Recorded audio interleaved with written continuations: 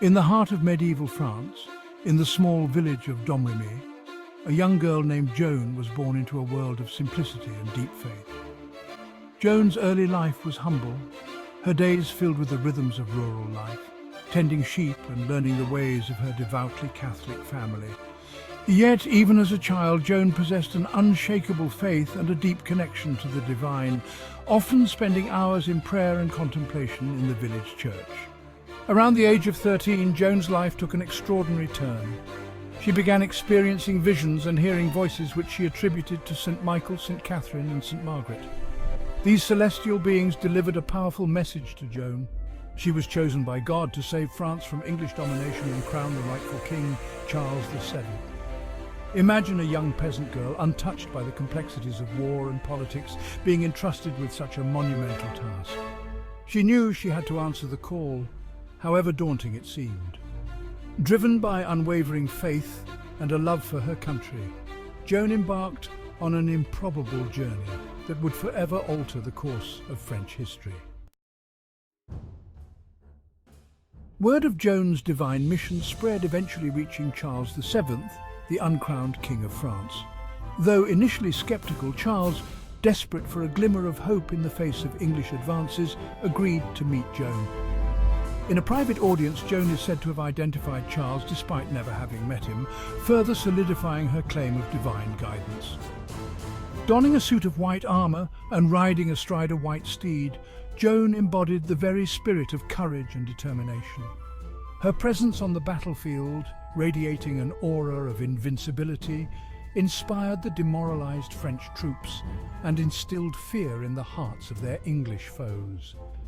Joan's charisma and unwavering belief in her divine mission proved infectious. The French army, once on the verge of collapse, rallied behind their young, unlikely leader. Among Joan's many victories, the Siege of Orleans stands as a testament to her military acumen and unwavering spirit. Orleans, a strategic city on the Loire River, was under siege by English forces, and its fall would have been a devastating blow to French morale. Joan, with her characteristic resolve, led the French army to break the siege, liberating the city in mere days. What was once a demoralized and defeated army was now energized and empowered, ready to fight for their rightful king and reclaim their nation from the grip of English rule. The victory at Orleans was not just a military triumph, it was a turning point in the 100 Years' War. From battlefield to court, Joan's influence grows.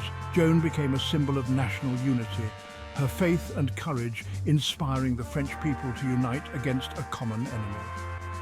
Her victories paved the way for Charles VII's coronation at Reims Cathedral, a ceremony of immense symbolic importance, legitimizing his claim to the throne and solidifying Joan's place as a national heroine.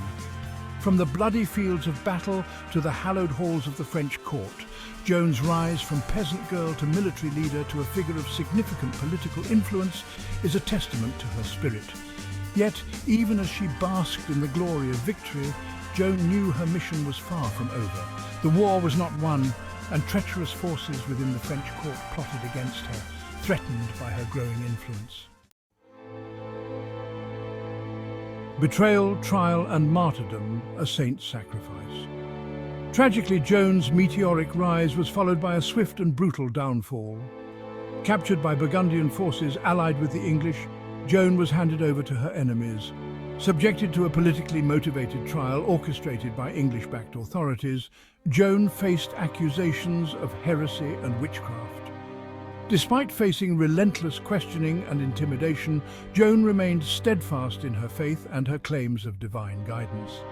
She faced her accusers with the same courage and conviction she had displayed on the battlefield, refusing to renounce her visions or betray her beliefs. Condemned as a heretic, Joan of Arc was burned at the stake in Rouen on May 30, 1431, at the age of 19. Even in her final moments, Joan's spirit remained unbroken, her name inspiring those who believed in her lofty mission. Joan of Arc's enduring legacy, a symbol of hope and resilience. Joan of Arc's story, though tragically cut short, continues to resonate through the ages. Her story reminds us that even the most ordinary among us can rise to meet extraordinary challenges, becoming beacons of hope and inspiration for generations to come. Centuries after her death, Joan of Arc was canonized as a saint by the Catholic Church, solidifying her place not just in French history, but in the hearts and minds of people around the world.